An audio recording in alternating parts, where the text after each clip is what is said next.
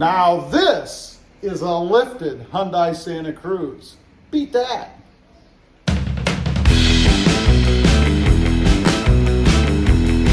Well, good afternoon everybody, and welcome back to Robmotive MT. You know, I've been seeing a lot out there about lifted Hyundai Santa Cruzes.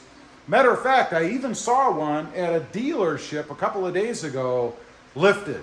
Now, I don't know if it came in that way. I'm sure it didn't come in that way. They must have sent it out to a third party. To me, it didn't look great. It was lifted, but it still had stock wheels and tires on it.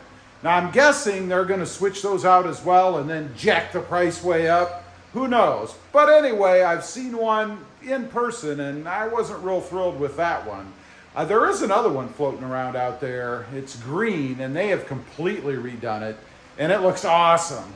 But just a normal one lifted? No, you got to do something with the wheels and tires. So, what's going on? My truck is obviously not lifted. I mean, it's lifted, but it's lifted on a garage lift. You guys can see right there. I've had a few questions on the channel about the lift. You know, what is that? Do you use it? Yeah, I do use it. I like to keep the cars down for the most part. Because it makes them easier to drive. I can just jump in and take off, right? Obviously, I have to pull it down, remove the Tacoma, do all kinds of stuff to get it out. But it is good for storage if I'm going to be, or rather, if I'm going to be doing something underneath. Today, I've got it set up because I'm going to be storing it for just a little bit. But I thought it was a good opportunity to take a look, talk about the lift a little bit. This is a nationwide lift. And you can see it has a capacity of 8,000 pounds. So the Santa Cruz, I believe, is about 4,700, something like that. So a little more than half the capacity of the lift itself. Not too bad. I'm not concerned. I've actually had a Toyota Tundra up there before, and that was, I believe, around 5,000 or 6,000 pounds, something like that. They are heavy. So no real concerns about it being able to handle this. This is a heavier duty lift, really for trucks and things, so it should be okay. As far as how it fits on there, you can see there's the driver's side tire. We are within the lift itself there. And then over here on the other side, you can see the passenger side, and we are right to the edge as well. So it does take up the full footing, if you will, of the lift itself. While we're back here, let's take a look underneath. There's the spare tire. Still find it hilarious as to how small that thing is. I mean, that is the definition of a donut. You can see the coils under there. You can see the shocks. Of course, I painted the exhaust end, if you will. Not just the tip, but the end itself. I should have probably put it on the lift to do that. You can see I got a little bit of paint on one of the grommets or the hangers under there. Not a big deal. Nobody's ever going to see it. And then one thing I'll probably check in a later video once I pull this thing down a little bit. Right up there, you can see the red tape on that wiring. If I'm not mistaken, that is where you would plug in the hitch wiring if you had a hitch on the back. I believe each one comes with it, even if you don't have the hitch itself. Now, interestingly too, and I don't know if you can make it out on video, but right there-ish, right there, there is a threaded hole. I'm guessing that is for a hitch if you want to put it on the back. I'm sure that's probably where it bolts in. And there's probably one on the other side underneath the muffler, because I believe you have to drop the muffler a little bit to put the hitch on. So I'm pretty sure. Then you can also see the assembly there that lowers and raises the tire, that little black box. That's where your jack is going to connect in when you unscrew to lower the tire. I've done a video on how to do that before too, if you want to check that out. And then just looking down the rest of the truck, you can kind of see everything else that's under there. You could put a bigger spare under here. I mean, there is plenty of room. There's really nothing in the way. The only thing is it might actually hang down a little bit below the bumper, so you might be able to see it in the back. But side to side, it looks like there's plenty of room for one. And even a little bit more room in the front there where you could put a bigger full-size spare if you wanted to. Moving on down, just kind of taking a look underneath here.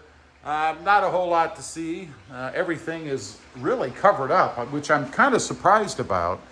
If you look here, we'll look down from the front. We've got lots of covering or plating here. There they have an oil symbol. That plate you would have to take off to change the oil, I'm assuming. And then the rest of it is all covered in the form of some sort of a skid plate, I guess. And then we have covers on the sides as well. And then, of course, the, what do you want to call it? The column, the tube, I can't remember what it's called, the port, right down the center where the axles are and the other part of the exhaust as well. So, pretty closed up under here. It's not surprising to me that it gets pretty decent gas mileage because there's not a lot to drag on, really. If you look on down the whole undercarriage of the truck.